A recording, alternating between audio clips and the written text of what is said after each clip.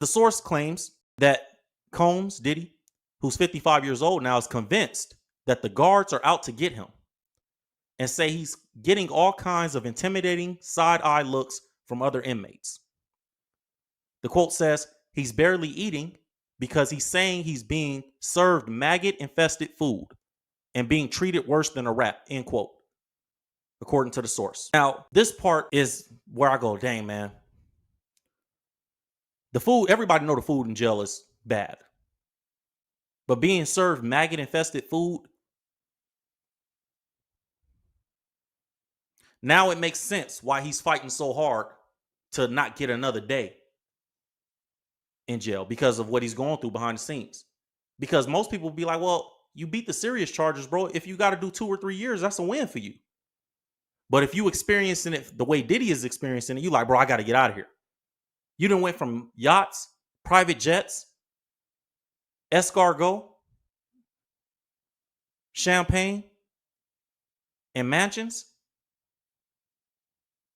to maggots in your food, Keefy coffee, whole shebang chips, guaca chips, salsitas and sardines, tamale spreads, tamales in the Dorito bag, and spreads on top of everybody looking at you with the, man, I can't wait till I get you in a corner where I could just beat the. On top of, ain't no security in jail. And people go, well, you could pay, if you pay some people off, at some point, once people get what they, and I've seen this in jail. I was locked up when I was young with an older man. He was in there for white collar crime. He was a black dude, older black dude, very successful, it seemed like, especially looking back. And now that I've had my success, I was like, that dude did not belong in there with us at that time. But he was in jail for like some real estate fraud. He was taking abandoned houses and doing something like renovating the abandoned houses and renting them out to homeless people for like $1,000 a month, taking half their check, but he never actually owned the home. So he was in jail for that or whatever. And the inmates, and I was not involved in this, but other guys I was locked up with, they was bullying this dude. Not physically pressing him, but being like, hey, OG, it's commissary week. Like, you got canteen? Hey, put me something on there. Put me 3 honey buns on there. Put me some Keefy coffee on there. And he was like, oh, yeah, no problem. Because he had money. He only had like 3 months, 4 months or something like that. And so he was like trying to just pay his way because he was scared. But he trying to be friendly because he's scared. So after a while, you could pay people off for a while. But then their cell gets full. And then it becomes, hey, send some money to my mom. Hey, I need you to send some money to my baby mama. I need you to send a check out there because she owned me about the bills not being paid, me being locked up. I need you to send a check to her for $10,000, $5,000, $2,000 and pay her rent this month. So it looked like I'm the one that's doing it. I'm getting this taken care of. I look like I'm still running stuff even though I'm behind bars. And then once you start saying no because the ask becomes too big, that's when you start, oh, no? Okay. Now you just a regular dude in here. Or they just get tired of looking at you. They just get tired of looking at you. While being in jail is one of the most respectful places you're going to be, it also can become very evil very quickly. Because everybody in there is trying to survive. Everybody. And inmates are ran on ego a lot of times. That's why they in jail a lot of times. Emotion and ego.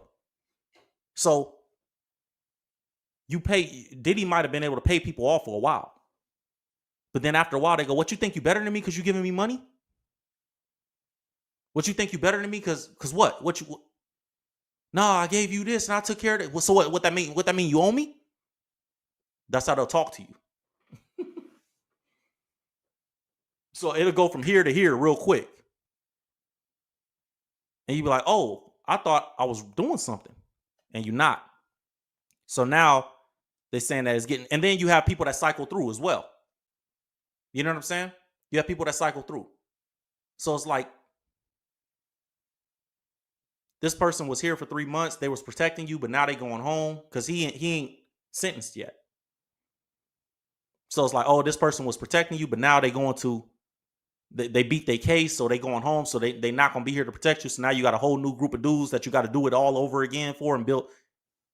It's not sustainable, man.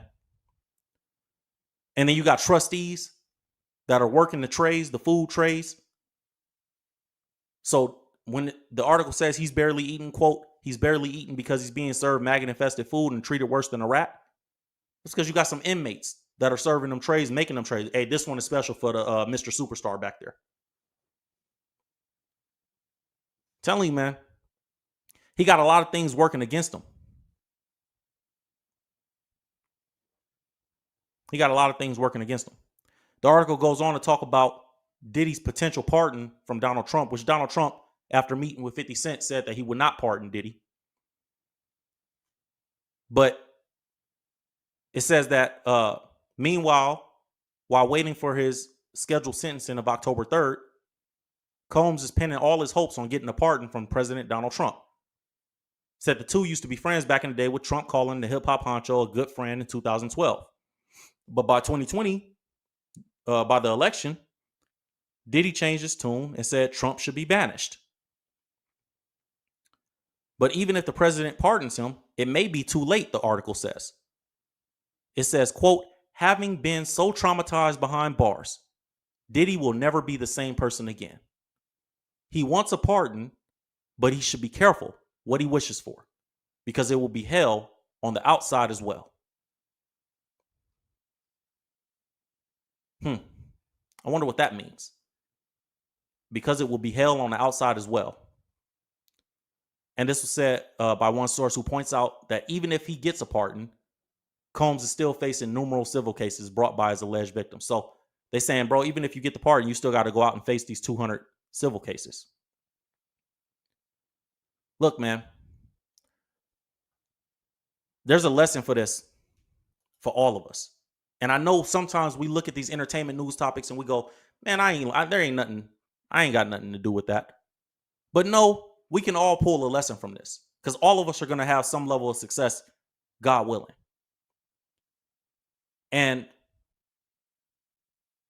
the ultimate lesson from it is when God blesses you with your success, to remember that it comes from God, and don't just do what you want to do with it. Don't go out there thinking that the things that God allows you to have are for you to do whatever pleases you.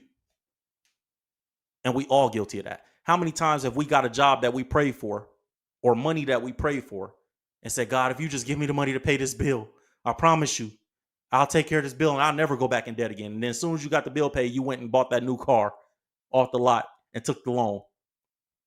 Or as soon as you got the job and got the promotion, then you started treating everybody that you used to work with crazy, or you've seen that. We've seen these things. Or God gives you the success and you forget and you lose your mind a little bit. And you forget that God told you to do a certain thing with this success. And you go and lose your mind. And then now you just pretty much stunting on everybody. Like, all of us have a period of time in our lives, or we're going to go through a period of time in our lives, where we get a certain level of success and we start doing things that God did not tell us to do with it. That's why Deuteronomy chapter 8 says in verse 17 through 19, in the days of your success, you're going to say, the strength and power of my hands has created this success for me, or created this wealth for me. But remember the Lord your God, for it is he who gives you the power to generate wealth. For the day you forget the Lord your God, that day you will surely die. Not God going to throw a lightning bolt at you and kill you, but he going to strip you of the anointing. And everything that he intended for you to do with those blessings goes away. And that's what we're seeing when we look at Diddy.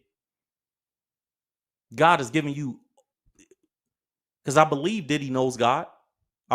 We've seen him, but sometimes God don't know you, and that's the problem. You know God, but God don't know you.